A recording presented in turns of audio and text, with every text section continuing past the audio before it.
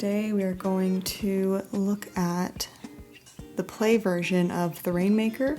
This is not the original play of The Rainmaker. That was way back in the 1950s, and there's no recording that I can find of that time. So I found this official version in 1982 called The Rainmaker as well. It was a 1982 filmed theatrical production of the N. Richard Nash play, The Rainmaker. So you could say it's like the official play version, but it's also the only one that I could find on the internet. So we're gonna watch it and see what the story is like as a play. So let's go.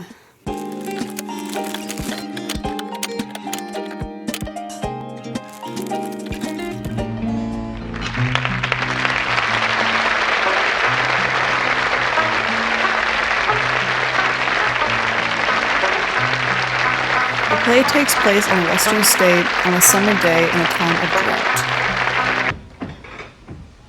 That you, Pop? Yeah. Morning, Noah. Morning. Heard somebody fussing around the kitchen. I was hoping it was Lizzie. Well, she was a dead beat after a trip. I figured I'd let her sleep. Yeah. Heard her walk in her room last night till hell knows when. Getting late. Maybe I'll wake her up. No, I wouldn't do that, Noah. She must have had a pretty rough trip. Let her sleep it off. I sure hoping she'd fix breakfast.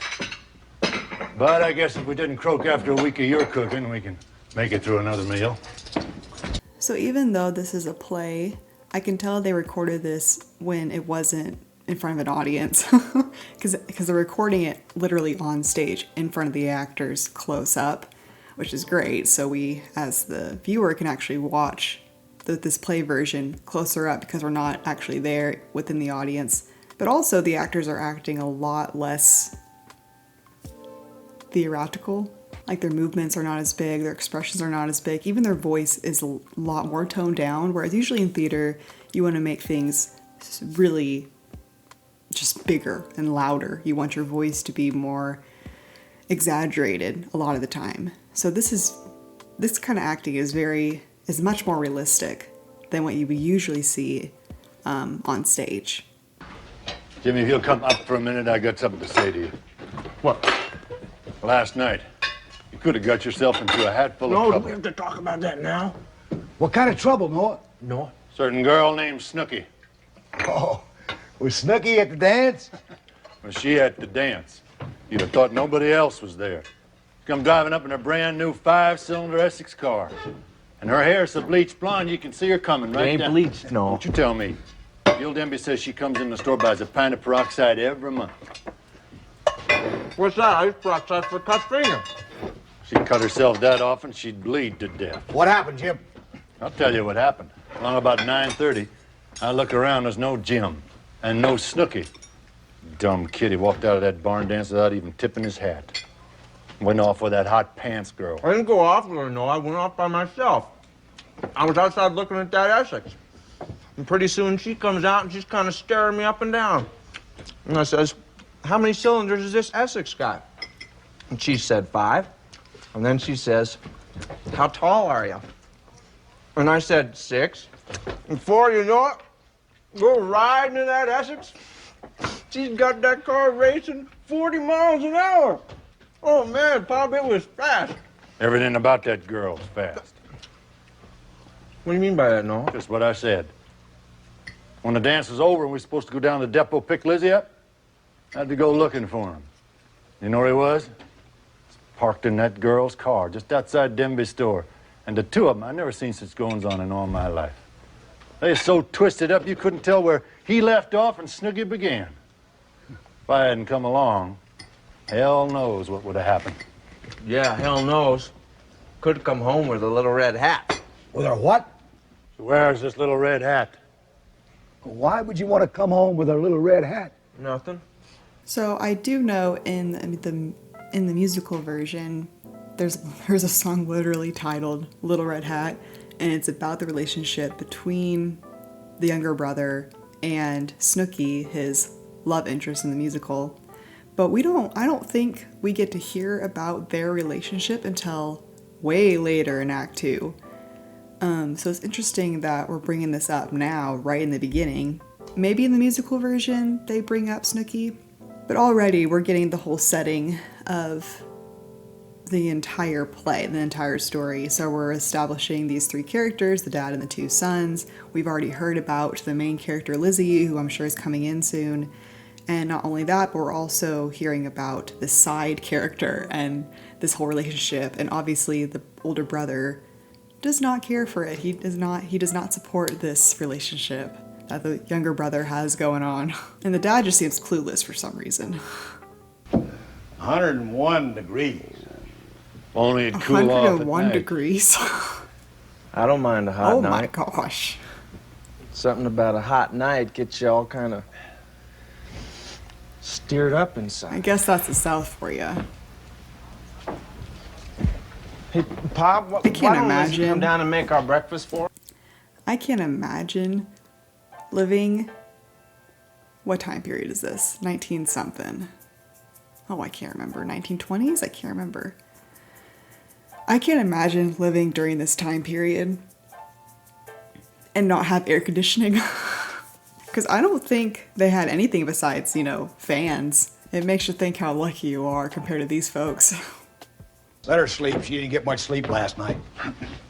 Yeah, she gets off the train, she comes home and starts cleaning up her bedroom in the middle of the night. Hell, there's no need for that. I cleaned up her room real nice. Jimmy, when some girls ain't happy, they cry. Lizzie works.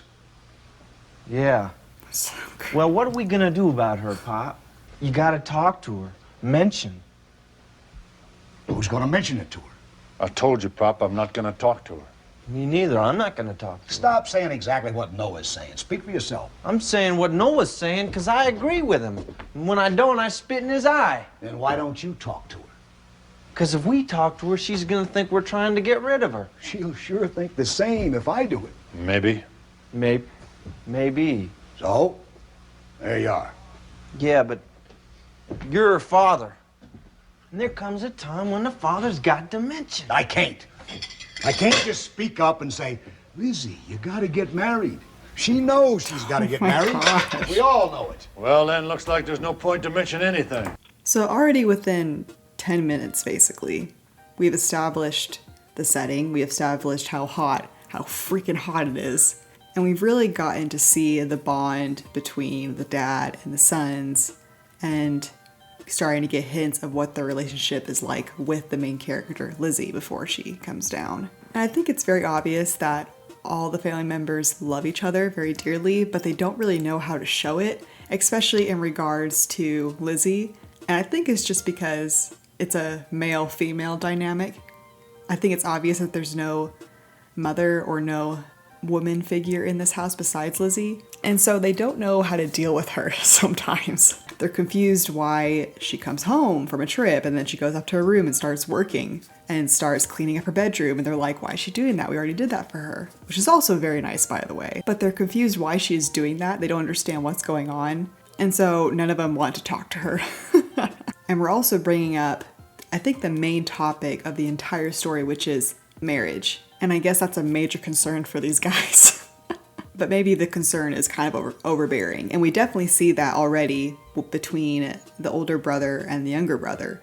You can see the older brother has a lot of concern for his younger brother, but his younger brother doesn't notice that. Or maybe I think he does. I see that he does. But you can tell they do care for each other. And the father cares for them. There's just some natural family drama that I think almost every family has, I'm sure. And so now establishing all that, now we're going to be introduced to the main character of the entire show. Morning, Pop. Morning, honey. Jimmy, Noah. Morning, Lizzie. Well, sure is good to be home again. That's just what the boys were saying. Sure is good to have Lizzie home again. No sign of rain yet, is there? No, not a cloud nowhere. I dreamed we had a rain. Great big rain. Did you, Lizzie? Yeah, thunderstorm. Rain coming down in sheets. Lightning flashed and thunder rolled up and down the canyon like a kid with a big drum. And I looked up and I laughed and I yelled. Oh, it was wonderful. Drought's drought, a dream's a dream. It was a nice dream, Noah, nearly as good as rain. What happened in Sweet River, Lizzie? Nothing. Not a doggone thing. What'd you do? Where'd you go? Well, first 3 or 4 days I was there. Stayed in my room mostly. What'd you do that for? 'Cause I was embarrassed. Embarrassed about what? Noah, use your head. I knew why I was there. My whole family knew it too. I couldn't stand the way they were looking me over. So I'd go downstairs for my meals, and I'd rush back up to my room, and I packed, and I unpacked, and I packed, and unpacked. I washed my hair a dozen times. I read the Sears Roebuck catalog from cover to cover. Finally, I said to myself, Lizzie Curry, snap out of this. Well, it was a Saturday night, and they were all going to a rodeo dance. So I got myself all decked out, my highest heels, my lowest cut dress, and I went down to that supper table. And all What's those low boys cut for that looked at time me period? as if I was How low did you go? naked. And then that Ned Jr. said, Lizzie, you fixing to be a schoolmarm? Oh, no. Yes. Suddenly I felt I was What's a way school back marm? at a high school dance and nobody dancing with me. I got that sick feeling I used to get when I was wearing eyeglasses, and, well, I knew from that minute on it was no go. So I didn't go to the rodeo dance. Stayed home and made up poems about what was on sale at Sears Roebuck's. You and little Pete. Yes.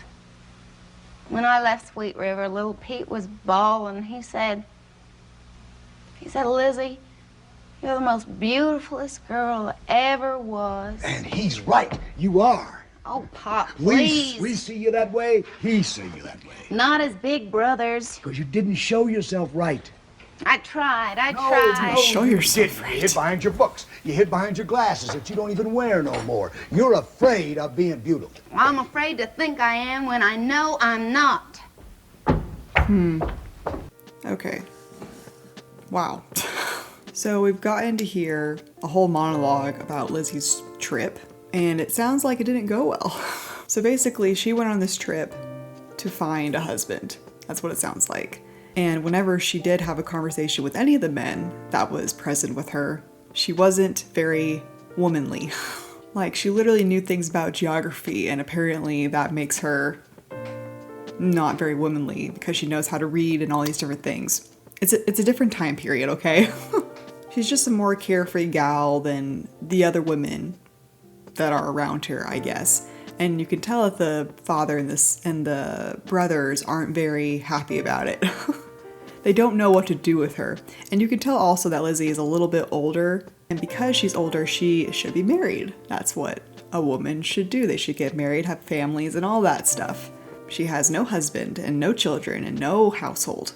So I guess for this time period, that's not a good thing. That's a very worrisome thing. So I understand the men's concern. They're concerned about Lizzie and for her well-being and her livelihood. They don't know what's going to happen to her and they're worried about her. But unfortunately, it sounds like this is not the first time Lizzie has gone on these trips to find a man, and it's just never worked out because of who she is. And we've also established on this last line that she doesn't think she's beautiful. She doesn't think she's pretty. And I think it's a bit weird that the dad is like, well, yeah, because you read, you hide behind books and all this different stuff. And I mean, again, it's part of the time period. That's just how they thought back then. But we established that Lizzie has some strong insecurities about herself, especially with her looks, even though I think she's really pretty. And I don't think it helps that the dad and the brothers, they're not helping with the insecurity, unfortunately. Maybe they think they are helping, but they're not helping with this situation. Lizzie, Yes? me and the boys, we put our heads together and we thought we'd mention something to you. What? You want to tell her about it, Noah? Nope, it's your idea, Pop. He's like, I told you multiple Well, the times. boys and me, I don't want to talk get to her some work about it. done. We figured to ride over to 3 Points this afternoon. That's what happens when you're the eldest. Pop, if you want to ask somebody to supper, go ahead. Ask him. Well, not File. He doesn't know I'm on Earth. He knows, Lizzie. He knows. No, he doesn't. No, whenever we ride into town, he's got a great big hello for you and Noah and Jimmy. He's got nothing for me. He just barely sneaks his hat off his head. He makes a point of ignoring me. When a man makes a point of ignoring you, he ain't ignoring you at all. Now, how about it, Lizzie? File for supper? No, I don't like him. No, If you don't really like no. him, one no is enough. Nowadays, people say that if a man teases you, makes fun of you, all those things, that means the man, the boy, really likes you. But I guess back then, maybe it was a thing that if a man ignores you, he likes you. So that's very interesting. I never heard of that before. Invite him. Okay, come on, boys. Come on. You go ahead and cook a great supper. Oh, I will. So we got scene 1 done, and we've also been introduced to a supporting character and also one of Lizzie's love interest, who is named Sheriff File. And it seems like Lizzie doesn't know what to do with File. I guess they've known each other for a while, and it seems like the sheriff ignores her a lot of the time, and so she doesn't know what to do with that, so she just doesn't like him. But I guess the dad does really like him and really wants this to work out.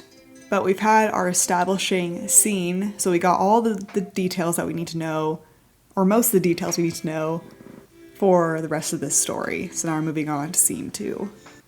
You know, it ain't right for a man to shack up alone here with nothing but a coffee pot and a leather sofa. Especially after you've been married once. I mean, when a man loses his woman, he needs something warm up against his backside at night. Last night was 104 degrees. Okay, if you don't want the dog, don't take him. If you're one of those kind of men who don't like animals. Oh, I like animals. Well, if you liked animals, you'd have an animal. I've had them. Yeah, I bet. What kind? Back in Pedleyville, I went out and got myself a raccoon. Hell, a raccoon ain't a dog. No, I guess it ain't. But I liked him. He's a crazy little fellow, and he made me laugh. Yeah, what happened to him? I don't know. One day he took off to the woods and never came back. Little bastard. There, you see? Did you ever figure a dog doing a thing like that? No sirree. I tell you, File, No, if a you'd ever dog had a would do dog, that, I've trust had me. dogs. A dog would run away if it wanted to. File, you couldn't have liked that dog very much or you'd have given him a name. Oh, I liked him a lot, Sheriff. Gave him everything he wanted. Took good care of him, too. In fact, better than he took care of himself. Yeah, what happened to him? One day he ran out under a buckboard. Oh, There, you see? You think everything's gonna run off or get run over. I don't know, That's so Sheriff. sad. I just don't want a dog. Not that I ain't obliged.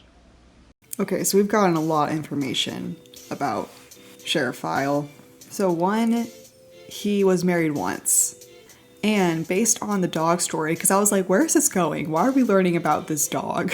It's obvious he doesn't want one, which is fine. Well, we learned that he is somebody who is scared, maybe even terrified of people running away from him. And so it sounds like his life has not been the easiest, but he doesn't want to be alone. However, he thinks the best option to not being alone is being alone. If he doesn't have somebody that he cares about, then he won't have to experience the fear of being left behind. And we've also learned in those last few seconds that he's also just very, very stubborn. Hey, File. Hey, Five. Hey, boys. Yeah, right Look over. at the You boys seen younger a sign of brother. rain? He's like, he's just walking right in with his hands in his pockets and he's just having a good old time. He's like, I'm happy to be here. Hello, File. Hey, File, what's that hanging down from your shirt right there? Kind of looks like a needle. Sure does. What's the matter? Your shirt tore? Looks like it. What kind of conversation is this? Fix it yourself? Well, we ain't got time for a drink, but we was figuring on inviting you over to supper one of these days. Well, I'll be glad to come one of these days. How about tonight? Don't have the time tonight. Seems there's some kind of outlaw headed our way. Fellow named of Tornado Johnson. Have to stick around. Well, you don't know he's coming this way, do you? He says that he's 3-point bound. But you don't know he'll be here tonight. I don't know he won't be here tonight. Wow, he might be out at Pedleyville or Pete's Junction. He might even be out at our place. Well, I won't be out at your place, Jim.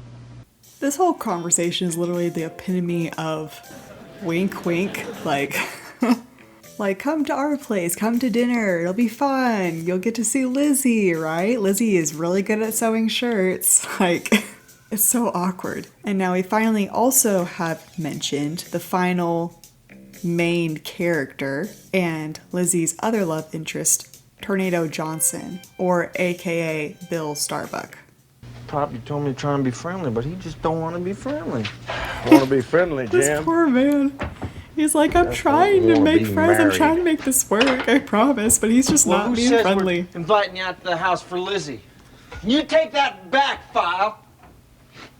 Won't take anything back, Jim. He's so You emotional. take something else back then, huh? Oh my gosh. Wouldn't have hurt you to come and have supper. Might have done you some good. We weren't talking about supper, That's HC. right. We were talking about Lizzie. And she might have done you some good, too. Well, I can mend my own shirts. Seems to me you need a lot more mending than shirts. Now, wait a minute, H.C. You don't drop a word like that and just leave it. All right. What'd you hit him for? Threw a punch. I got angry. Angry? Why? We come around here and say we like you enough to have you part of our family. Is that an I insult? don't like people interfering. Interfering with what? I'm doing all right by myself. You ain't doing all right, File. For a fellow that won't make friends with a whole town that likes him and looks up to him. A fellow that shuts himself in, he ain't doing all right. And if he says he is, he's a liar. Take it easy, H.C. I said a liar, and I mean it. Now, you talk about yourself as being a widower. Well, we all got respect for your feelings. But you ain't a widower. And everybody in this town knows I it. am a widower. My wife died 6 years ago back in Pedleyville. Your wife didn't die, File. She ran out on you. And you're a divorced man. But we'll all go on calling you a widower as long as you want us to. Hell, it don't hurt us none. But you, a fellow that shuts himself up with that lie, he needs mending. That was a really good conversation. Honestly, that whole scene was well written. So when the sons leave, we have a really good heart-to-heart between HC and Sheriff File, and we get to know more about Sheriff File, especially about how his wife died, aka left him. But he goes around with this lie saying that his wife died 6 years ago, and that's why he doesn't want to remarry. Which would be, I think, a good reason, but that's not true. His wife left him. Why? We don't know, but she left him. So that might be why he's so angry. Like, there was really no reason to punch the younger brother. There was no reason at all. Yes, he did get in his face and he tugged his shirt and all of that, but like, there was no reason to go that far. The younger brother was just concerned about his sister, Lizzie, and wanting the sheriff to come over and have some dinner. Of course, if the sheriff says no, then just take it for what it is. No. No means no. Stop it! No means no! But these brothers and this father are very stubborn themselves. All the characters are very stubborn. So we get to learn about this with File, and HC, the dad, really says something profound. You need more than just mending your shirt or something like that. Basically saying his whole life needs mending. He needs to figure out how to let go and move on from his past failed relationship. And Lizzie might be the person to help him do that. Maybe. I'm on the side of you shouldn't be fixing people's problems. You shouldn't be trying to fix somebody just because you think they need fixing. I don't like that. But I understand the dad's side of it where it's like a man shouldn't be alone. A man shouldn't just be behind closed doors all the time. He should have family of some kind. Somebody to rely on. Somebody that loves him and wants to take care of him. File's not coming. Nope. I see. Not that he didn't want to come, Lizzie. He wanted to a lot. You did, huh? Sure. Pop said, come to supper he's tonight, trying to Pop. make her feel and, better. When Pop said that, did you notice the way his face kind of lighted up? Did you notice that, Pop? Yeah. And then File said, sure, I'll come. I'm glad to come. And then he remembered. What did he remember, Jimmy? Well, he remembered that there's some kind of an outlaw running around, and he better stick around and pay attention to his job. Business before pleasure. Yes, sir, File was real friendly. Oh, dear. Friendly, huh? What happened to your eye? Oh, no.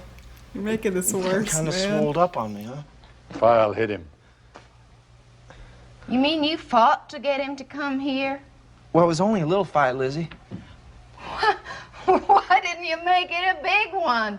A riot. Why didn't you pile on top of him, slug him, drag him here? Lizzie, you're seeing this all wrong. I'm seeing it the way it happened. He said she might be a pretty good cook and it might be a good supper, but she's plain as old shoes. Well, no, He didn't say don't go anything that like far. that. It wasn't He about didn't say that. nothing about shoes. Oh, he made it worse. We made a mess out of it. I think you need to You'd stop have taken talking. my advice, there wouldn't have been any mess. I told you not to go down there and talk to File, nobody listened. I told you not to send her to Sweet River, nobody listened. Hell, I don't like being right all the time, but for Pete's sake. Well, Noah, I'm stumped. If you were Lizzie's father, what would you do? Well, who says we got to do anything? We've been pushing That's right. her around, trying to marry her off. Why? What if she don't get married? Is that the end of everything? She got a home, she got a family, she got bed and board and clothes on her back and plenty to eat. Noah's right. From now on, we listen to Noah. Don't you dare listen to For her. now Why? on, She got listen everything she to Noah. needs. She ain't got what'll make her The happy. oldest is She right. ain't gonna get it neither. And also the actors so far are fantastic. I love the acting in this play. I'm actually really into this right now. I thought I'd be pretty bored. Usually with plays, I get pretty bored sooner or later, so we'll see if I'm still awake by the end of this video. And I completely agree with Noah. I don't know why these men are trying to meddle in Lizzie's love life or non-existent love life. Because honestly, it's just making it worse. Like, Lizzie's hopes were brought up. They were going to bring File for dinner. He doesn't come, so now Lizzie's hopes are dashed. She's completely distraught, basically. She made all this food and now he's not coming? Are you kidding me? She's as good as any of them girls down at the Ladies' Social Club. She can go down the social on Wednesday nights, and she can giggle and flirt as good as any of them. What do you want her to turn into, Lily Ann Beasley? Lily Ann Beasley gets any man that she goes for. I saw her walk up to Phil Mackey one morning, and she started to wiggle her hips like a little cocker Oh, my spaniel. And she gosh. said, "Why, Phil Mackey, how many toes do you got?" And he said, "Well, naturally, I got 10. And then she said, "Why, that's just the right number of toes for a big, strong fella to have." Pretty soon, he was cooked. I don't want a man to keel over. I want him to stand up straight, and I want to stand up straight to him without having to trick him. Isn't that possible? Isn't that possible with a man? No, it ain't. Yes, it is. No. For once in his life, Jimmy said something sensible. Oh my gosh. It's a The man you want. roasting. You've got to get a man the way a man gets got. That's the way a man gets got. I don't want any of them. Lizzie. No, the hell with File, the hell with all Don't you of use that them. language. Lizzie. Hell, hell, Lizzie. hell, the hell with all of them. Go open that door. Must have been a wind. Wind? Did you say wind? There's not a breath of wind anywhere in the world. Who are you? Name is Starbuck. Starbuck's the name. Lady of the house. Hello. You're just gonna invite yourself in? That's a mighty nice dress. It ought to go to a party. Don't you knock on the door before you come in. What is it? What can we do for you? You're asking the wrong question. The question I is, what know can I do for you. you? I don't remember we called for anybody to do anything. Is this your ranch, mister? He owns it. I run it. Well, I guess I'll talk to you then. You got a look of business about you. You got your feet apart. You stand solid on the ground. That's the kind of man I like to talk to. Well, what are you going to do about them cattle? Well, since you know we lost them cattle, you ought to know what killed them. Drought. You ever hear of it? Hear of it, that's all I hear. Wherever I go, there's drought ahead of me. But when I leave, behind me, there's rain. Rain. I think this man's crazy. Sure, that's what I am. Crazy. I woke up this morning, I took a good look at the world, and I said to myself, the world has gone completely out of its mind, and the only thing that can set it straight is a first-class A1, a lunatic. Well, here I am, folks, crazy as a bedbug. Did I introduce myself? The name is Starbuck, Rainmaker. You really mean you can bring rain? He can't bring anything. He talks too fast. I'm asking him. Can you bring He rain? does talk It's really been done, fast. brother. Yeah. I just realized, so far everybody's talked pretty slow, southern slow. And so with this new character just literally just coming right into the stage, into the house, he's speaking so fast that my brain was like, whoa, whoa, whoa, whoa, wait, what are you saying? Like, we all know this is Tornado Johnson. This is who File was talking about. And literally, it feels like he just came into the scene like a tornado, just rushing right in and starts talking fast and already set on his goal of convincing these people. Basically, he's trying to sell his brand, which is he has the power to make it rain. His acting, his style, and even the speed and how he talks, he stands out from the rest of the cast so far. $100 in advance, and inside of 24 hours, you will have rain. You mean it? Real rain? Rain is rain, brother. It comes from the sky. It's a wetness known as water, aqua pura. Mammals drink it, fish He's swim in it, spelling out little rain for boys ya. wade in it, and little birds will flap their wings and sing like sunrise. Water. I recommend it. Pay him the 100, Noah. Noah, don't be a chump. Well, me, don't you He's worry. convinced. No, we got the drought. It's rain, Lizzie. We need it. We won't get a drop of it, not from him. How would you do it, Starbuck? Well, now don't ask me no question. Why, it's a fair question. How will you do it? Well, why do you care how I do it, sister, as long as it's done? But I'll tell you how I'll do it. I'll lift this stick. I'll take a long swipe at the sky, and I'll let down a shower of hailstones the size of cantaloupes. Well, I'll shout out some good old Nebraska cuss words, and you'll turn around, and there's a lake where your corral used to be. Nebraska cuss Or maybe I'll words. sing a little tune, and it'll sound so pretty, and sound so sad you'll weep, and your old man will weep, and the sky will get all misty-like and shed down the prettiest little tears you ever did see. How will I do it? Girl, I'll just do it. Girl, I just do it. You can tell Starbuck is a sweet talker, a smooth talker, a charmer, and he's using his gift of words to convince these people that he can make it rain. All you have to do is pay him $100, which I'm sure is a lot of money back then. And of course, unfortunately, the younger brother is already convinced. He's like, we're in a drought. We need rain. He can make it rain. So pay him. That's simple. He's very, very simple-minded. Thankfully, we have Lizzie and Noah that have more common sense. Yeah, that's what he is, all right. A liar and a con man. It hurts me to hear you say that, mister. So long to you. So long for a sorry night. Wait a minute. You said I was a con man. You're a liar and a con man. But I didn't say I wouldn't take your deal. Pop, wait a minute. You can't do that. I didn't say I would, neither. Bob, you're not going to give this man. He's about to leave. He's insulting them while he's leaving. And then the dad's like, wait, 1 minute. He's like, yes. I thought you were calling me a con man. Starbuck, you got you a deal. I'll tell you, I knew I had me a deal the minute I walked into this house. How'd you know that? Well, I see 4 of you, and I see 5 places set for supper, and I says to myself, Starbuck, your name is wrote right there on that chair. Oh, he's taking File's spot. So I believe in plays, you need to establish all of your main characters, or the main cast, or just the whole cast in general, in the beginning of the show, Act 1. You need to establish all of them by Act 1, so you can move on to the actual meat of the story in Act 2. So we have established Starbuck, the last cast member of this entire story, and he's quite the character. And obviously, Lizzie and Noah don't like him very much. So now Starbuck is now eating dinner with the family, even though File was supposed to be there instead, but File decided not to show up. What kind of rain would you like? What kind of mean rain we would you can like? choose What our is this, a kind? fast Sure, you food can choose your restaurant? kind. And brother, there's all kinds. There's mizzle and there's drizzle. But you wouldn't want that. I generally give that away as a free sample. There's trickle and there's sprinkle, but that's for the little old flower gardens, the little peaked old ladies. There's April showers that I can bring in April. I can sometimes bring them in May. There's rain with thunder. There's rain with hail. There's flash floods, and there's storms that roll down the shoulder of a mountain. But the biggest of all, that's deluge. But don't ask me for deluge. That takes a bit of doing. What kind do we get for $100? You choose it, and I'll bring it. This man brags so loud it gives me a pain in the neck. Now, look, folks. Y'all act like she does, it's gonna make it mighty tough for me to do my job. Because with this suspicion around, it's a dry season. I don't doubt it. Well, she don't believe in me. How about the rest of you? What do you mean, believe in you?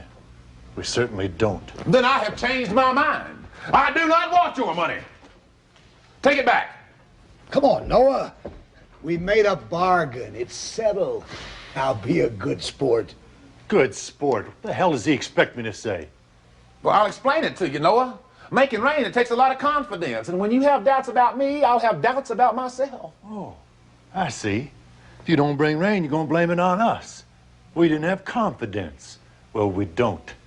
You can steal our money, but that's all you can steal. That's not the right attitude. Well, I got the right attitude, Starbuck.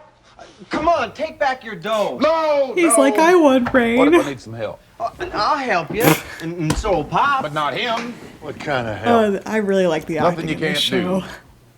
All right, now what I want you to do, you see that old wagon of mine out there? Now on that wagon, I got me a big bass drum. Somebody has got to beat that drum. Beat it? What for? Don't ask no questions. Yeah, and don't get sensible. That's right, Jimmy. Now who's going to beat that drum? I will, I'll beat it. Jimmy, you're going to be my first lieutenant. Now, I want you to go on out there, and every time you... Oh, Billy is my favorite character in this show. It's decided. He's so sweet and gullible. It's just so funny. Noah did talk about in the beginning of this play, and so did HC, that Billy is somebody who kind of just follows the crowd. He doesn't really... He's very simple-minded. He just kind of piggybacks off of anybody who has a good idea. Or good idea. And now we're seeing that play out with this stranger that's just walked into their household saying he can make it rain, and Billy believes him, and he's backing up Starbucks' ideas on how to make it rain, and so now we have this whole joke about him being the lieutenant, and he's echoing off of what Starbucks says. It's just really funny. It's chaotic. Now, Mr. HC, I want you to pay close attention. On that wagon, I got me a bucket of white paint. Now, it's not ordinary white paint. It's special. It's electromagnetized, oxygenated, dechrominated white. Now, I want you to go out there and paint me a great big white arrow pointing away from the house. That's so the house don't get struck by lightning. Sounds reasonable. He's like, oh, cool. Now, it's too... Attaboy, Jimmy, beat that drum! Make it rumble! I bet you're real proud of yourself. You're not satisfied to steal our money. You gotta make jackasses out of us. Why'd you send them out there on those fool errands? Why? What for? Oh, he didn't force them. Maybe I They thought just it was went along necessary. with it. It's their Necessary. fault. You know it wasn't necessary. Maybe I sent him out there so I could talk to you alone. If you wanted to talk to me alone, why don't you say it straight out? Lizzie, I want to talk to you alone. Man to man. Man to man, Lizzie. Excuse me. I made a mistake. You're not a man. How come you're fussing at the buttons on your dress? I'm not fussing at the buttons. Well, why don't you let them alone? They're buttoned up just fine, as tight as they're ever going to get. And that's a mighty nice dress, too. It's brand new, isn't it? Are you expecting somebody? None of your business. Woman gets all decked out, she must be expecting her beau. Getting kind of late. Where is he? I'm not expecting anybody. Oh, I see. You was, but now you ain't. You stand you up? Mr. Starbuck, you got more gall. Wait a minute. The question I wanted to ask you before didn't have No anything to do with grabbing, buttons. no. It's this. The minute I walked into your house, you didn't like me. I Now, was why is that? screaming. I'm like, this Let go of stranger me. is grabbing You didn't me. like me. Why? Why did you go up on your hind legs like a frightened mare? I wasn't frightened, Mr. Starbuck. You paraded yourself in here, you took over everything, and I don't like being taken by a con man. Wait a minute, I'm sick and tired of this. I'm sick and tired of you querying my work and calling me out of my name. I'm calling you what you are, a big-mouth liar and a fake. How do you know I'm a liar? How do you know I'm a fake? Maybe I can bring rain. Maybe on the day I was born, God whispered a special word in my ear. Maybe he said, Bill Starbuck, you ain't gonna have much in this life. You ain't gonna have no wife. You ain't gonna have no kids. You ain't gonna have no green little house to come home to. But Bill Starbuck, wherever you go, you're gonna bring rain. And maybe that's my one and only blessing. There ain't no such blessing in the world. I'm sure in the actual stage performance, they don't have these two characters that close to each other. I think typically, usually in stage performances, if actors are getting close, that usually means they're gonna kiss or something like that, or hugging, or just some sort of like physical intimacy or intimidation, I guess. If you're trying to be aggressive with another character, if there's two characters that are trying to be aggressive towards each other, they get close. But for film, I guess it works out because this character is trying to, I mean, he's basically manipulating her still. Everything he says, you can't fully trust. And even if it sounds like a truth, it could be a truth, but mixed with a lie. And literally everything he's doing right now is like textbook, well, what do you call it? I can't remember. But he's basically doing every single thing you could think of when it comes to manipulation. And also, he's very, very observant. I mean, one, the actors, he's a great actor. He's observing her fiddling with her buttons, you know, which could be a nervous tic, so he's calculated that in his brain. He looks at her outfit and kind of deduces why she's wearing that, why she looks so pretty tonight. And through conversations, he's able to deduct why she's dressed up the way she is, why she's fiddling with her buttons, why is her hair put up, and all these different things. When she picks up the rose, when she won't really look at him in the eye, this character is very, very observant. And so he's taking all these different clues and he's making a deduction about her character. And by doing so, he figures out her insecurity. And so slowly he's using her insecurities for his benefit. But then one summer comes a drought. Fred can't heal it away and Arnie can't sing it away. But me, I go down to the holler and I look up and I say, rain, damn it! Please, bring rain! And that rain came. And I knew I was one of the family. That's just a story. You don't have to believe that if you don't want to. Sorry, I'm eating right now. This actor is really, really good. He's watching how the actress is reacting to his dialogue, and so he's responding to that accordingly. If she's responding in anger, he reacts in anger. If she's responding with like how she's responding right here, very insecure and hesitant and all of that, he responds with gentleness, backing off a little bit. He's literally adjusting his plan to her emotions in order to make his plan work. And he did that with all of them. He did that with Billy, with HC, with Noah. He's doing a really good job using their emotions to his advantage, whether that's using their innocence, whether that's using their gullibility, whether that's using their pride, whether that's using their insecurities. He is watching their reactions and how they respond to his dialogue and using that to further his plan in getting money. And the actor is doing a great job. You can literally tell with his eyes, he's watching her, like taking in cues on her facial expressions. It's really well done. This actor's really good. I don't believe it. You're like Noah. You don't believe in anything. Not true. Oh, yes, it is. You're scared to believe in anything. You put your fancy dress on, the bow don't come, so you're scared nothing will ever come.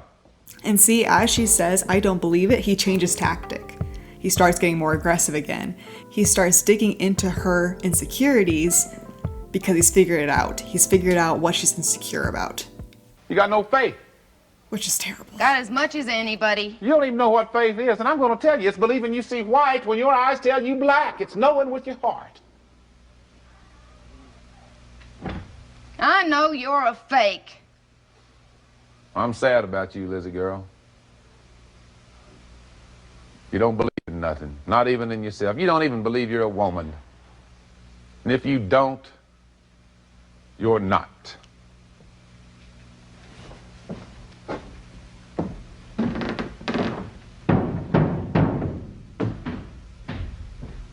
But you could literally do a case study on this story alone, talking about emotional manipulation.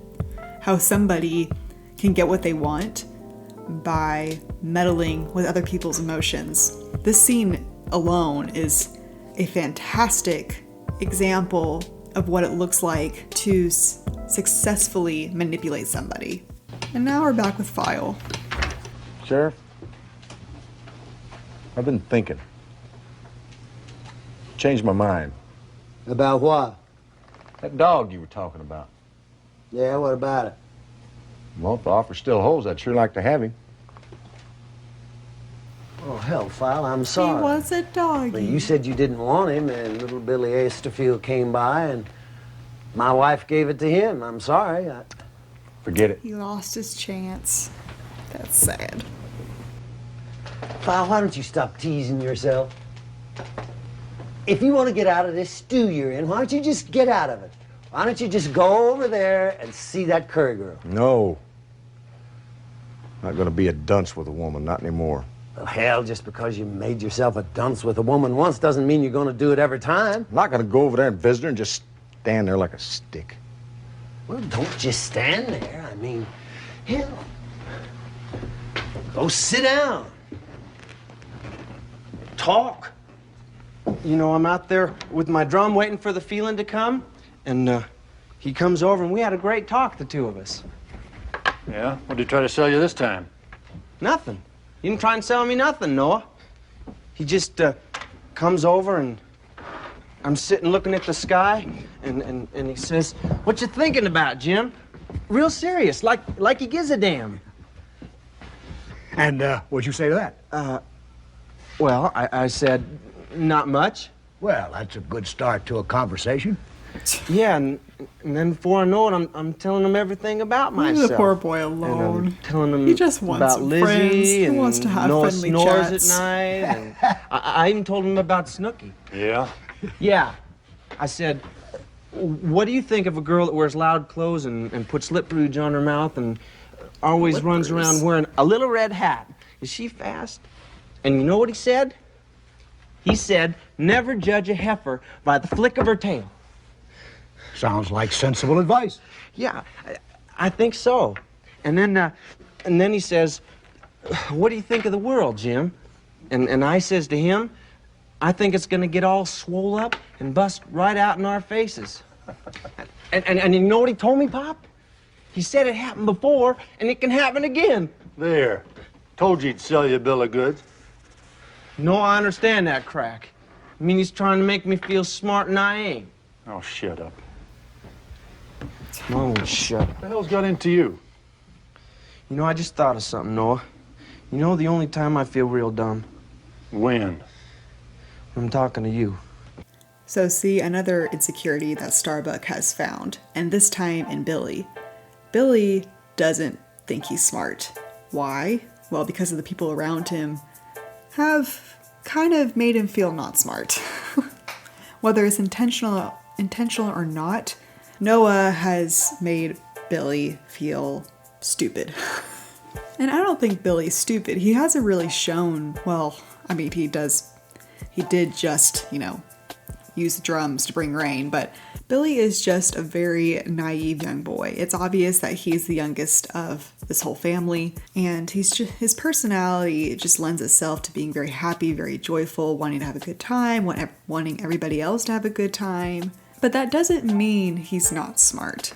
It's just he doesn't have the same intellect that his older sister and brother have, especially his brother. And because I'm guessing they're both men, that plays a part in it too, where maybe there's like this underlying competition between the two. The younger brother is looking up to his older brother and wants to be like his older brother, wants to be smart, wants to prove himself, but the older brother, for whatever reason, won't allow it. Whether it's pride or just ignorance, just doesn't notice that his younger brother looks up to him. So maybe this has been going on for a very long time, and so now Billy has grown this insecurity and this really strong He just has this really heavy self-doubt about himself when it comes to his intelligence. And so he's looking for somebody who does recognize him and does, or at least seems like who does care about him and his thoughts about the world, about relationships, about whatever, instead of being told how to feel and how to think. The biggest time Billy feels that insecurity the most is when he's talking to his older brother. And that's sad. No, he's not here.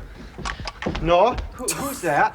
Why are you Who else would have all that gall? Why are you looking through the window, man, you creeper? For Pete's sake, somebody take this family off my hands. I don't want to run it anymore. You don't have to run the family, Noah, only the ranch. They're both tied up together.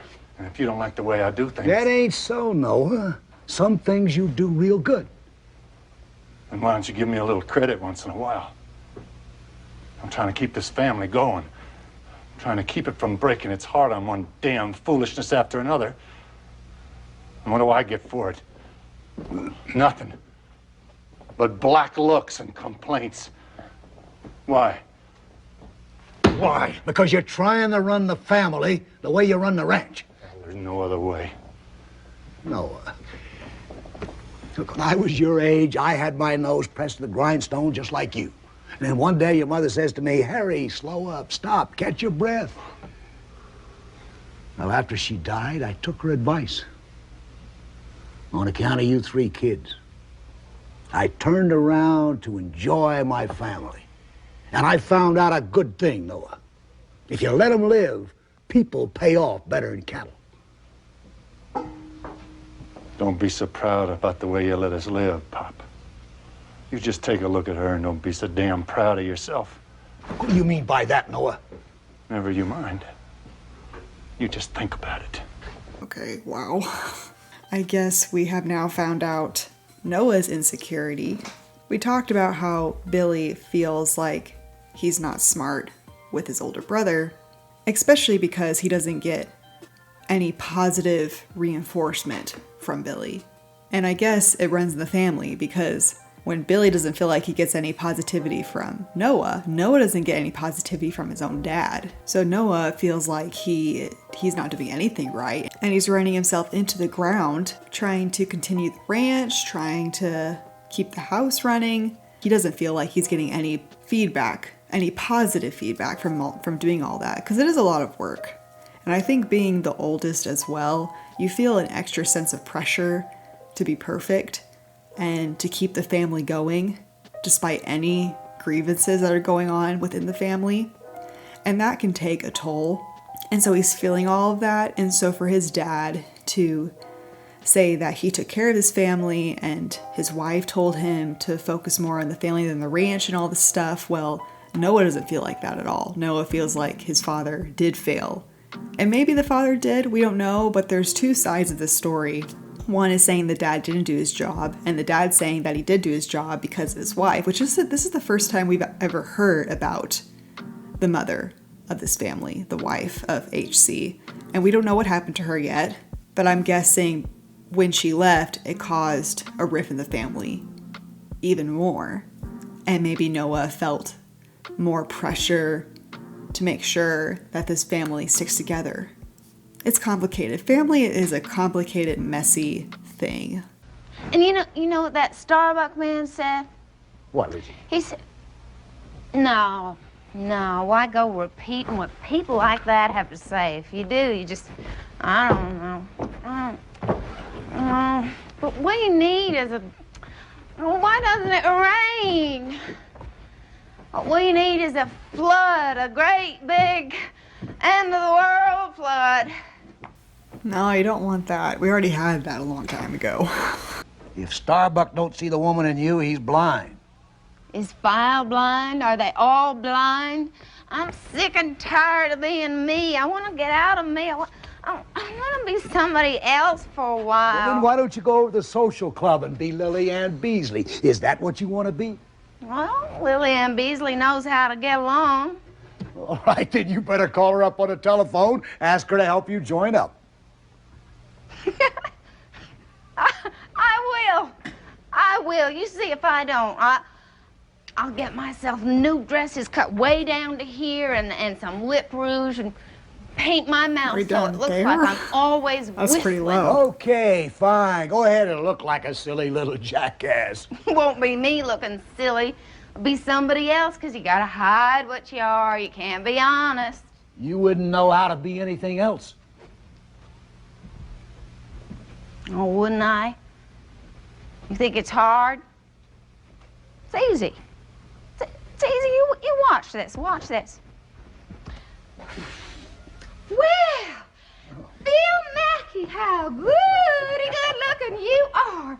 And what curly blonde hair and such strong white teeth.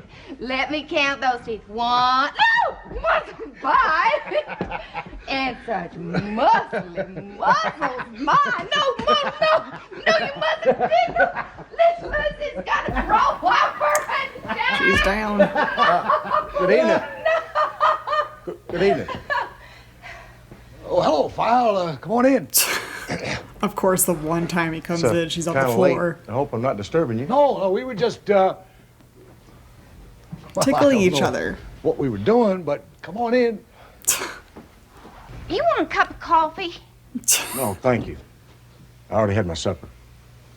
Yes, of Wait, is course. it still the same day? I didn't mean to mention supper. Or is it the I'm sorry next I said day? it. How about some lemonade? No, thank you. Bro, she's I trying mean, to help you out, man. Lemonade. What did you come for, Fi? To get something off my chest. See, this afternoon, your father, So it is the well, same there's a day. wrong impression going on in the town that I'm a widower. Well, I'm not. I know that. I know you know it, but I got to say it. I'm a divorced man. Well, you don't have to talk about it if you don't want to. Oh, yes, I do. Came to tell the truth. I've been denying that I'm a divorced man, and now I admit it, and that's all I got to say about it, and that squares me with everybody. Does it? Yes, it does. And from here on in, if I want to live alone all by myself, it ain't nobody's business but mine. Okay. Now, wait a minute. She, walked out on me. I'm sorry. With a school teacher. He was from Louisville. Kentucky. What, was she beautiful? Yeah, she was. Yes, that's what I thought. Black hair. Oh, black hairs. That's pretty, all right. I always used to think if She's like, gosh dang it, a I'm woman had blonde. pitch black hair, she was halfway to being a beauty. At least halfway. At least. The school teacher. Ran off with a school teacher. Well, what was he like? He had weak hands, and he had kind of nearsighted eyes, and and he always looked like he's about ready to faint. And she ran off with him. There I was. I don't promote cheating, but that's pretty nitpicky, sir. Weak hands, nearsightedness, look like he's about to faint. Anything else you'd like to say to the class? Maybe the teacher needed her and you didn't. Sure, I needed her. That's a pretty Did you poor tell her excuse, so? Lizzie. Be independent. If you don't ask for things, if you don't let on you need things, then pretty soon, you don't need them. There are some things you always need. Well, I won't ask anybody for anything. But if you had asked, she might have stayed. Oh, I know she might have stayed. The night she left, she said to me, "File, tell me not to go. Tell me don't go." And you did? I tried. Couldn't. Pride. Look here. If a woman wants to go, let her go. If you have to hold her back, it's no good. Wow. You mean to tell me if you had to do it over again... Still wouldn't ask her to stay. Just 2 words, don't go, and you wouldn't say It's not the words, it's begging, and I won't beg. Oh, you're a fool! If it was just... so I was thinking, like, she ran away without telling him, and he found out that she cheated on him, basically, and went off and married somebody else. That's one thing. And cheating's still bad, I'm not condoning it, but... She literally tells him the night before she leaves, just tell me don't go, and he doesn't say anything. I understand where he's coming from, but if a woman literally tells you, please tell me don't go, it probably means she doesn't want to go. She wants to stay, but she wants to know that you actually care about her. And unfortunately with women, we need to be verbally told that somebody cares about you. We need to be told that we are cared for, we are loved, all those things. So if we feel insecure to the point that we want to leave, and you don't say, don't go, don't leave me, don't whatever, then we think you don't want us anymore, you know? So because she said that, I'm guessing that there's a lot more going on between their relationship. There were some things that he did that she felt unloved. And because she felt unloved, she wanted to leave. She wanted to walk away. But it is foolish because they could have talked to each other. It all comes down to communication. It all comes down to talking through your problems, leaving your pride and ego behind and saying, I love you, don't go, those kinds of things. If people just communicated to one another, I think half of our problems would be gone. Would you like some grapes? No, thank you. Oh, they're so purpley and pretty. It's random. We had some right after supper. Would you like some grapes? Supper. It looks so real. It looks so It ain't real, it's fake. And those teeth, you got the strongest white You're overdoing teeth. it a little bit. What? Quit it! What? Stop sashaying around like some dumb little flirt. Silk tie, strong white teeth. What do you take me for? What do you take yourself for? Just stop being so damn ridiculous and be yourself.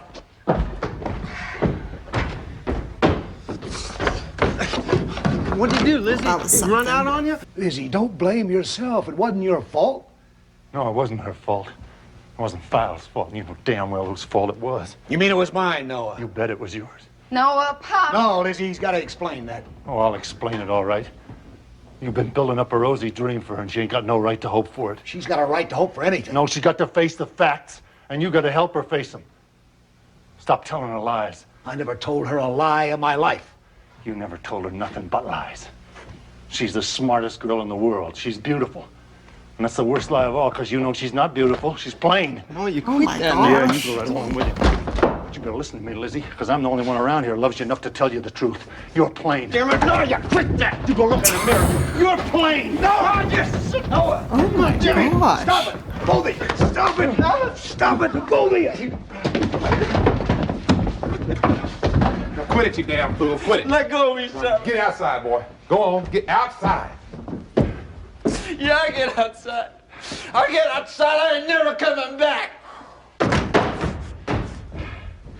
Next time that kid goes at me. Next time that kid goes at you, I'll see he's got fighting lessons. Look, you clear on out of here. No, I ain't gonna clear out. And while I'm here, you're gonna quit calling that kid a dumbbell, because he's not. He can take a lousy little hickory stick and he can see magic in it, but you wouldn't understand that because it's not in your books. Noah, you're out of And here. while I'm here, you're gonna quit calling her plain, because you don't know what's plain and what's beautiful. Look, Starbuck, this is family. This ain't your fight. Oh, yes, it is. I've been fighting fellas like you all of my life, and I always lose, but this time, by God, this time.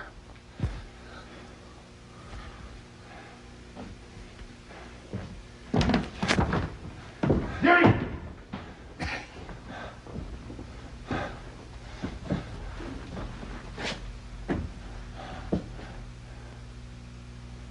Sorry hit Jimmy, and I'll tell him so. But I ain't sorry for one single word I said to her. No, that's enough. No, it's not enough.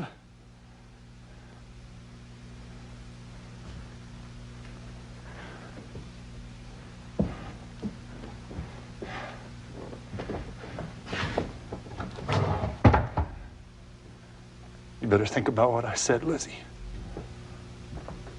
You nobody gonna come riding up here on a white horse. No one's gonna snatch up in his arms and marry you. You're gonna be an old maid.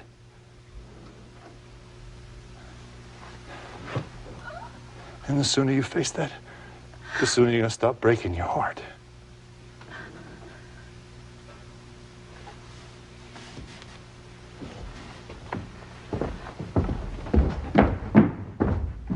Old maid. Forget it, Lizzie. Forget everything No, you said. he's right. I've known it all along. Lizzie. It just sounds so much worse when you put a name to it. Why?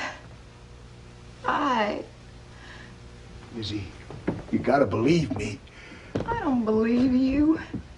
You've been lying to me, and I've been lying to myself.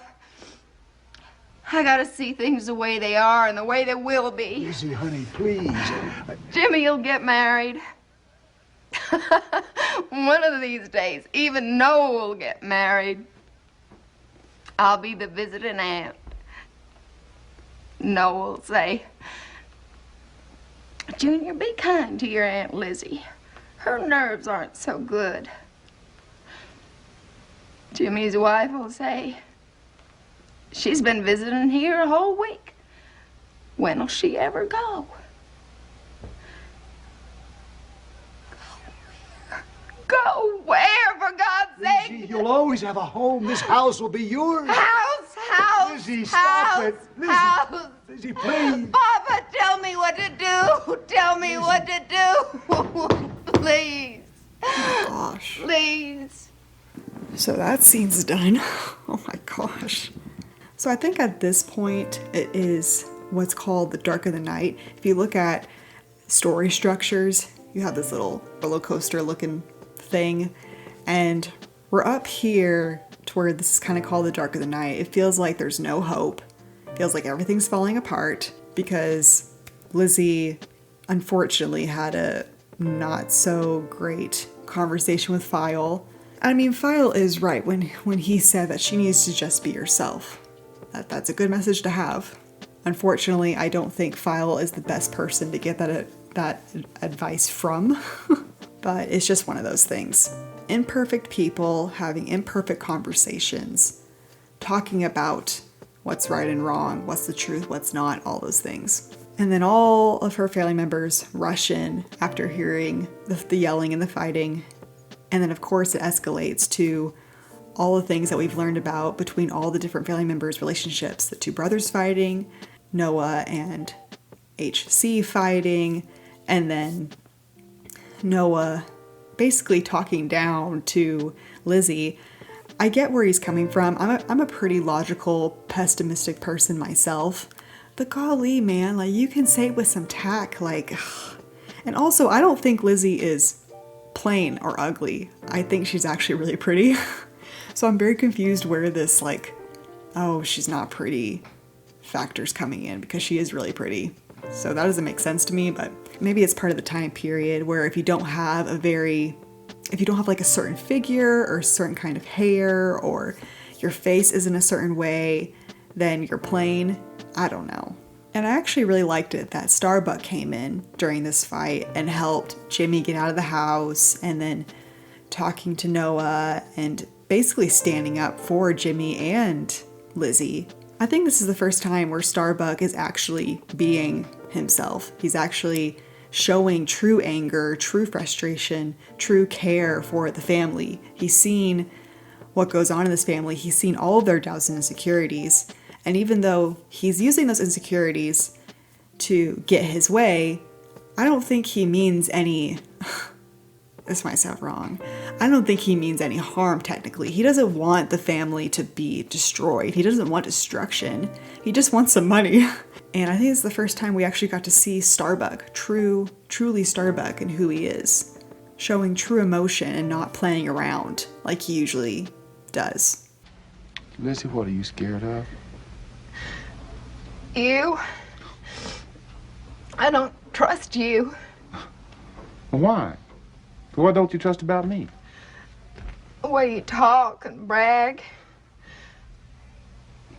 Even your name. What's wrong with my name? Sounds fake. Sounds like you made it up. Darn right, I did make it up. There, of course. Well, why not? You know what name I was born with? No. Smith. Smith! For the love of Mike, Smith. Now, what kind of name is that Smith. for a fella like me? Pretty plain I needed name. a name that had the whole sky in it, plus the power of a man. Starbuck. Now, there's a name. It's mine. No, it's not. You were born with Smith, and that's your name. You're wrong, Lizzie girl. The name you choose for yourself is a lot more your own than the name you were born with. And if I was you, I'd sure choose another name than Lizzie. Well, I'm very pleased with it, thank you. No, you're not. You're not pleased with anything but yourself. And I'm sure you ain't pleased with Lizzie. I don't ask you to be pleased with it. I am. Lizzie, why don't stand for nothing? Stands for me. I'm not the Queen of Sheba or Lady Godiva or Cinderella at the ball. Would you like to be? Oh, you're ridiculous. What's ridiculous about it? Dream you're somebody and be somebody. But Lizzie, yeah, that's nobody. There's so many millions of wonderful women with wonderful names.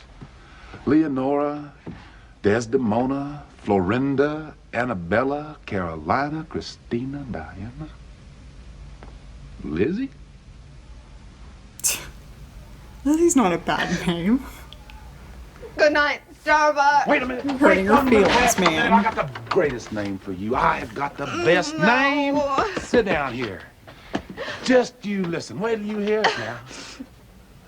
What? Melisande. I don't like it. That's because you don't know anything about her. Go on. Go on. Well, he was the fella that sailed out across the ocean and brought back the golden fleece. You know why he did that? Because Queen Melisande begged him for it.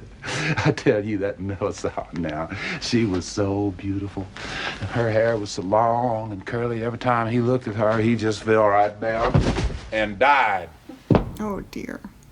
And this King Hamlet, he'd do anything for her. I mean, he'd do anything she wanted. So when she said, Hamlet, I got a terrible hankering for a soft gold fleece, he just naturally sailed right off to find it. And when he came back to her, all bleeding and torn, he took that fur piece and he went and laid it right down at her pretty white feet. And she took that fleece of gold and she wrapped it right around her pretty naked pink shoulders. And she said, I got the gold fleece. And I'll never be cold no more. Melisande. What a woman, huh? What a name. Starbuck, you silly jackass. You take 100 different stories that I've read in 100 different places and you roll them up into one big, fat, ridiculous lie. I wasn't lying, I was dreaming.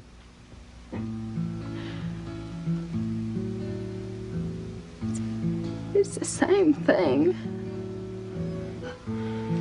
Well, if you think it's the same thing, I'll take it back about your name. Lizzie's just right for you. And I'll tell you another name that suits you pretty good, and that's Noah, because you and your brother, you got no dreams. Starbuck, you think all dreams have to be your kind? There are other kinds of dreams. They're small.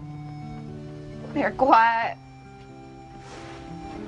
There are all kinds of dreams. Mine are small ones, like my name, Lizzie, but they're real, like my name. So you can have your dreams, and I'll have mine. Oh, Lizzie, Lizzie, I'm sorry, Lizzie, I'm sorry. No, I hope your dreams come true, Lizzie. they won't. I They hope never do. You will. believe in yourself and they will. I got nothing to believe in. You're a woman, believe in that.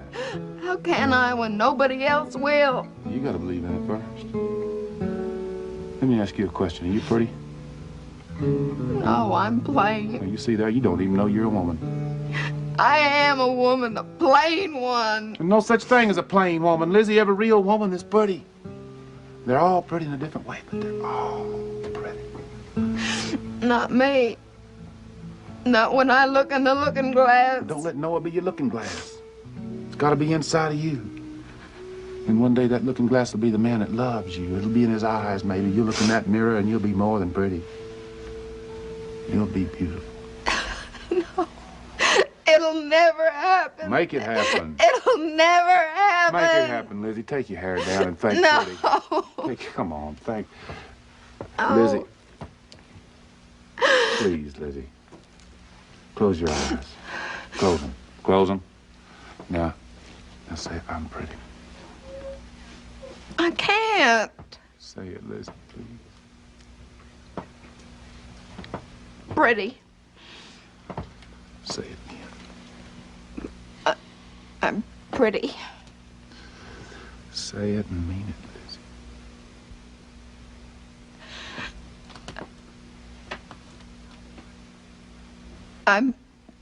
I'm pretty.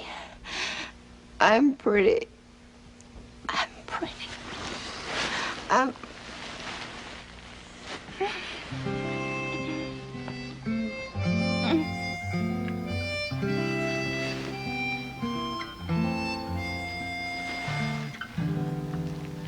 Why did you do that? Why did you do Because when I that? said you were pretty, it was true. But you don't need to kiss her. No. Lizzie, stop that crying. Stop it, Lizzie. Stop the crying and look at me. I can't. Look at me, Lizzie. Please, look in my eyes. Look here. What do you see?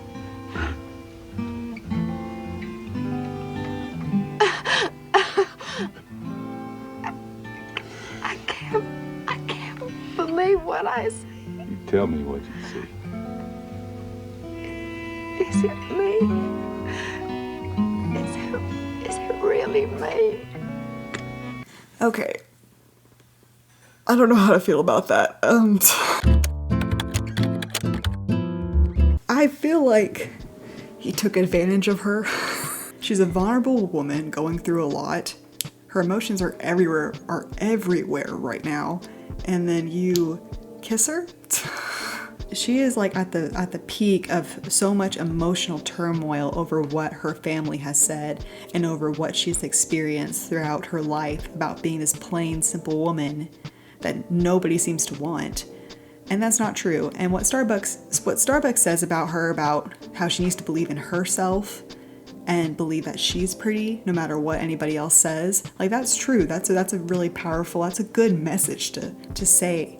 And if it just stopped right there as she's saying, I'm pretty, I'm pretty, I'm pretty, and she's crying, and then, he might hug her or something, that's fine and all, but then he kisses her, and this is not supposed to be a romantic relationship, in my opinion. This is, like everything else, he's taking advantage of her emotions, like he's been doing this entire show, and you kind of wonder, is he actually being real here with her? Is he actually genuinely giving out this message to her because he wants her to feel better about herself?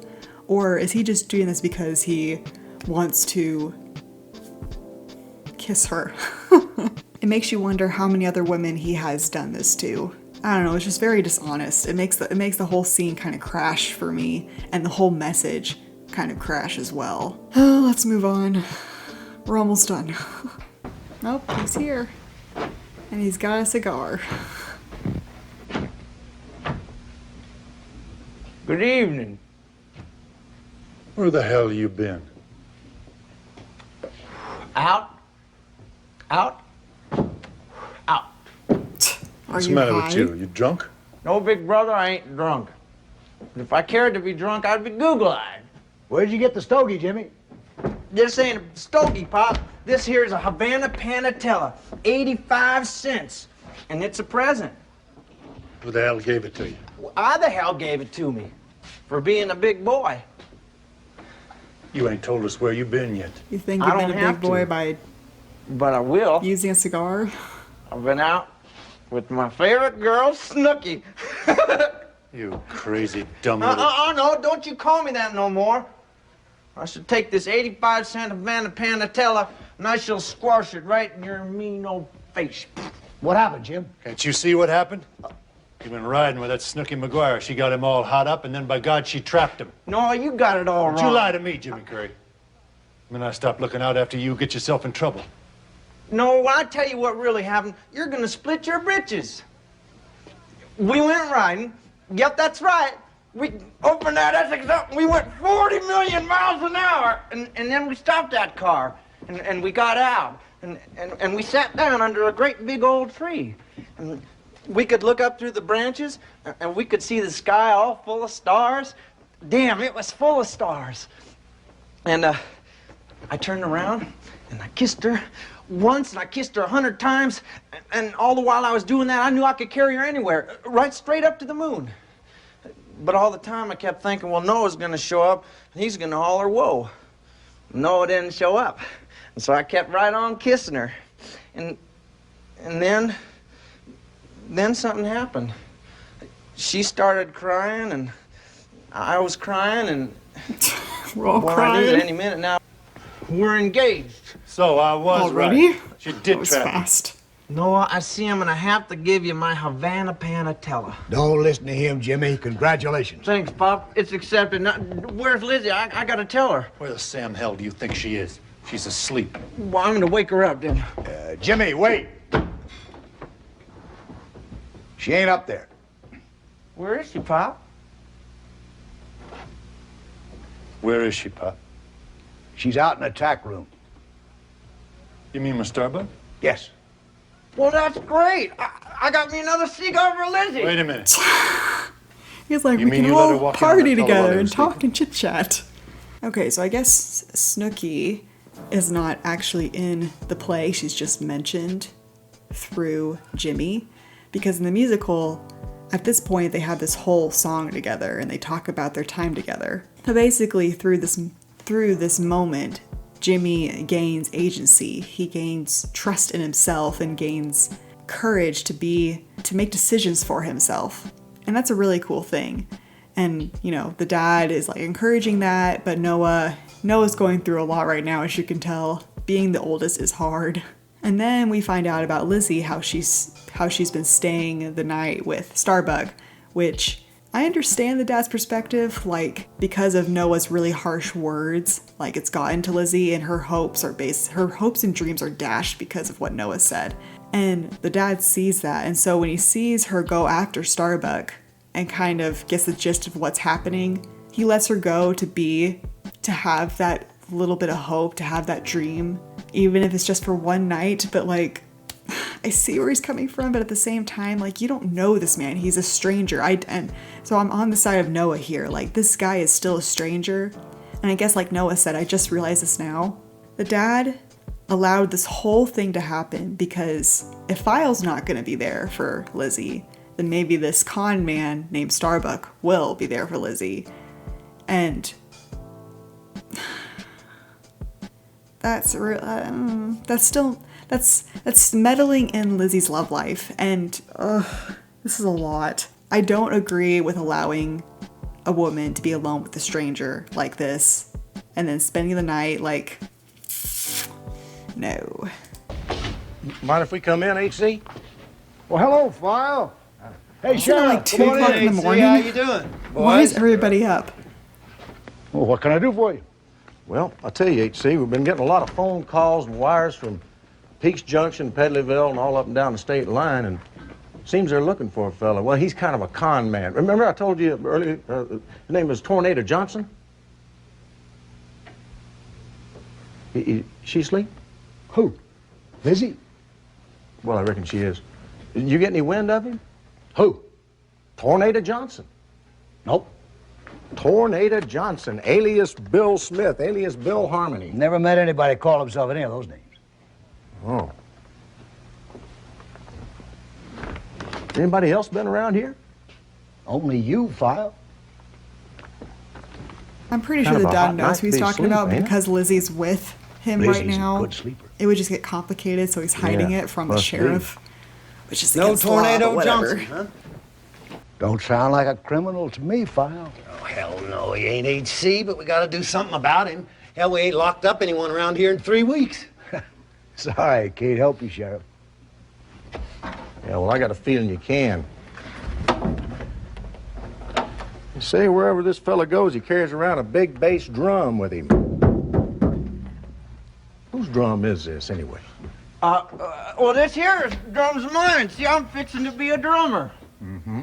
Well, who painted that big white arrow right there on the ground? I did. Well, what do you figure to be H.C., a whitewash painter? Maybe. Uh-huh. Well, whose wagon is that out there? Why didn't you just tell him straight out? The fella you're looking for is in the tack room with my daughter. Because he's with my daughter. All right. I didn't tell him he was lying. I stood by you, but I ain't standing by you no more. Where you going, Noah? I'm going out the tack room. I'm gonna bring her in. Oh, wait. I'm gonna bring him in, too. He's a quick fellow, Noah. You're a little slow on your feet. I'll be a little quicker with this. Put that down. You want him out there with her, don't you? A crook and a faker and I don't know what else. I'll tell you what else, Noah. He's a man. Yeah, Pop's right. Getting married is getting married. Jimmy, you always say the smart thing at a dumb time. Well, I'm all for getting married, Pop. I don't care who the feller is. Oh my gosh. Is that the way you think? You know it's not the way I think. Then I'm going out there. I said stay here. It's not right, Pop. It's not right. Noah, you're so full of what's right you can't see what's good. It's good for a girl to get married, sure. But maybe you were right when you said she won't ever have that. Well, she's got to have something. Lizzie has got to have something. Even if it's only 1 minute. With a man talking quiet and his hand touching her face. And if you go out there and shorten the time they have together, if you put one little dark shadow over the brightest time of Lizzie's life, I swear I'll come out after you with a whip. Now you give me that gun.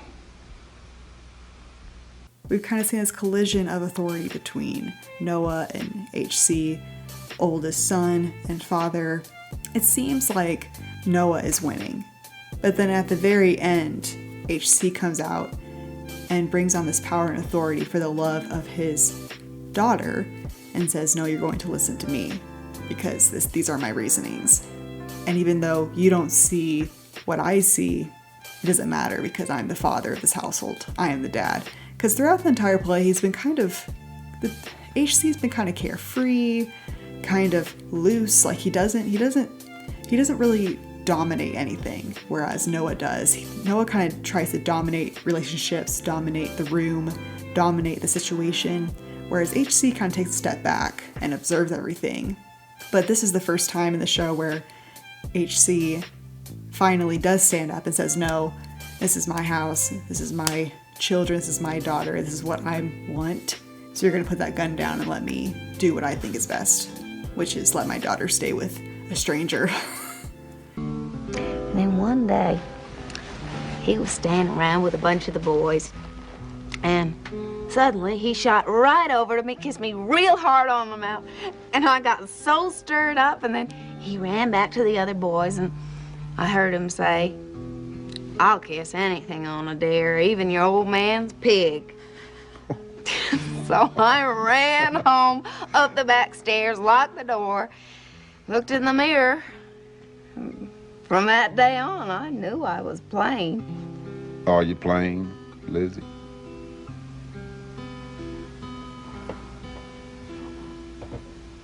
No. I'm beautiful. You are.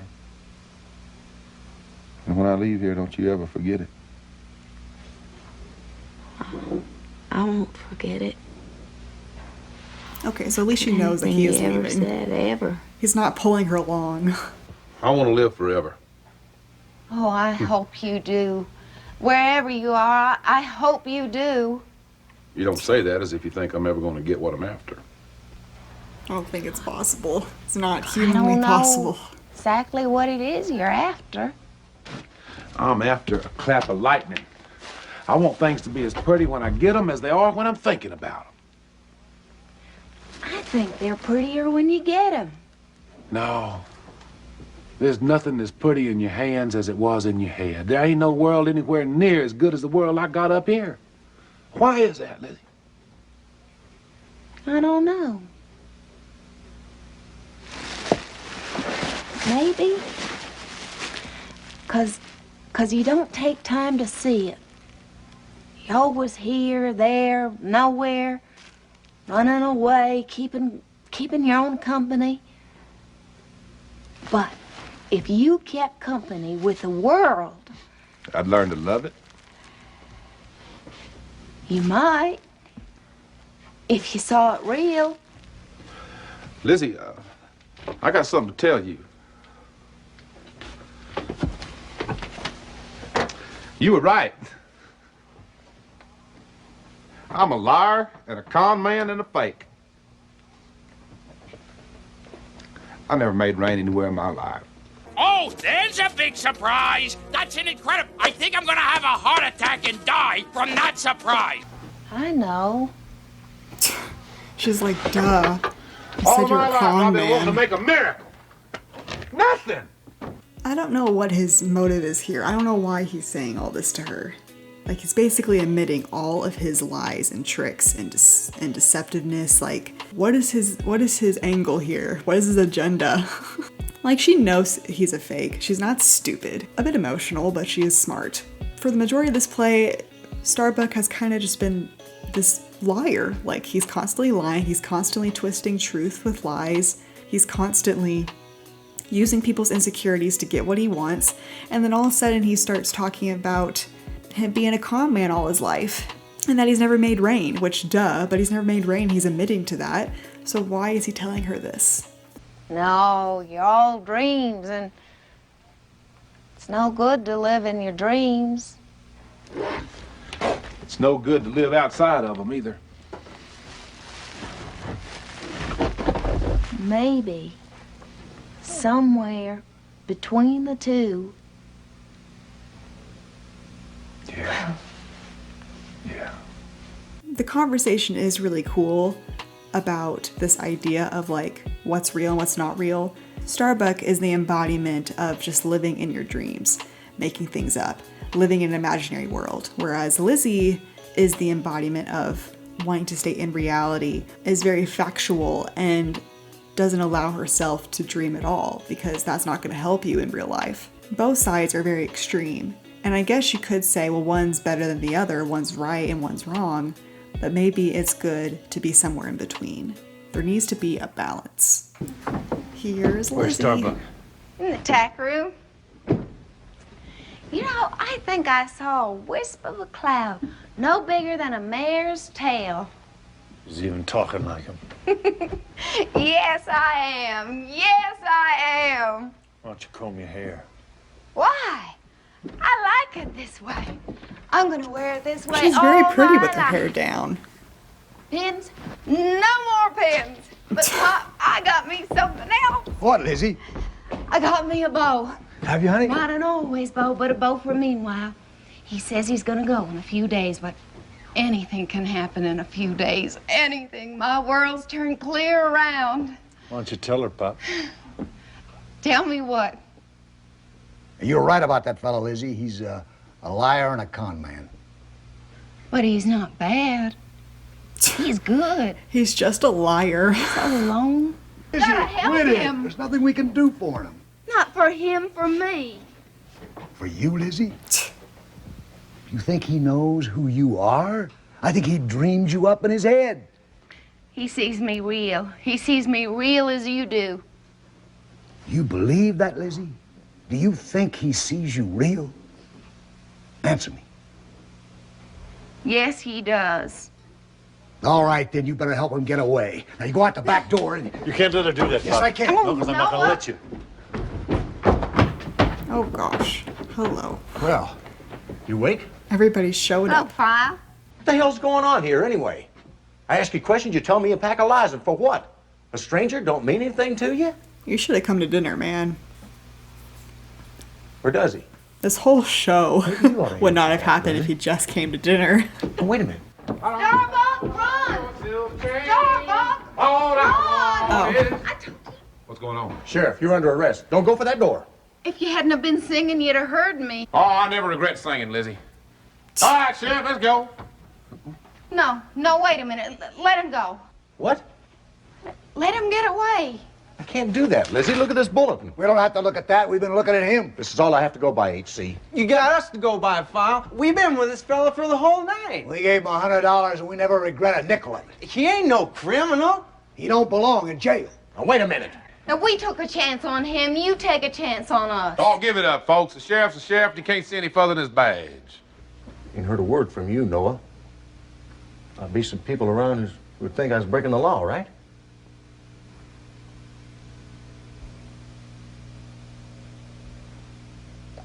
Nobody I know.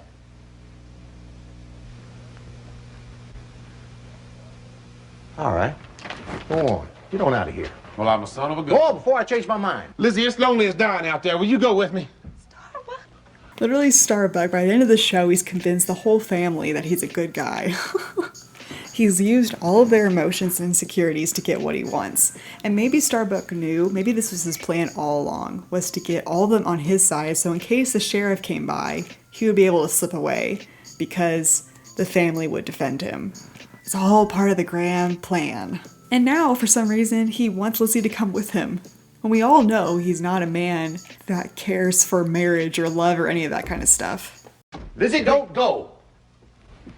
What'd you say? I said don't go. He said, don't go. Come on, Lizzie. He finally is standing up for himself. What'll I do, Pop? Whatever you do, remember you've been asked. You don't never have to go through life a woman who ain't been asked. And I'm sure asking, Lizzie. Listen, you're beautiful now, but you go with me and you'll be so beautiful, you'll light up the whole world. Don't say that. You'll never be Lizzie no more. You'll be Melisande. Melisande. Said the wrong. I gotta be Lizzie. Melisand's a name for one night, but Lizzie'll do me my whole life long. Well, boys, I'm sorry about the rain, but then again, I didn't stay my full term. He's like, okay, I'm going then. There's your $100 back. Another day, maybe. Oh, in he's the dry gonna season. get back the money. So long, folks. So, I don't know. Does Starbuck actually like Lizzie, or was that his plan all along too? Was for Lizzie to stay with File, like to force File to say, don't go. Starbuck has never met File until this point, so he doesn't know File's insecurity. He knows Lizzie's insecurity. I don't know. Starbuck is a very confusing man. I don't know if he actually likes her and that's why he was going on about that whole thing, or if that was another plan of his. Because again, I don't think he's like, he's not a mean guy, and I think he does like this family and he doesn't want it to break apart. So so I think in his own way he's trying to help them out. So I don't know if he was helping out Lizzie in this instant. And he also gave back the money, which is a pretty big deal, I think. But I don't know if he gave back the money because he was upset and he wished Lizzie came with him, because he did look a little bit upset, a little disheartened because she said no to him. I don't know, so many questions. Jimmy, quit beating on that drum. I ain't beating on no drum.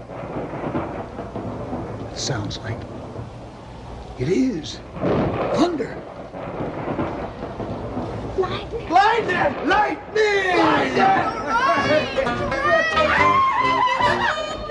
24 hours! 24 hours! Hope he's back. For the first time in my life, rain! Give me that $100. So long, beautiful. He's like, give it back to me. Give me my money.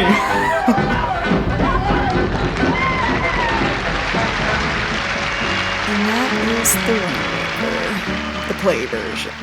I liked it. I'm kind of surprised that I liked it. I thought I'd be pretty bored. But I think they did a great job. The director did a great job. The set design was great. The actors did a phenomenal job. It's slightly different than the musical, obviously, but there's certain story things that are kind of different from the musical that I think I'll touch on in a later date. But thank you guys so much for watching. I hope you enjoyed The Rainmaker, and I hope you enjoyed this video. Thank you so much.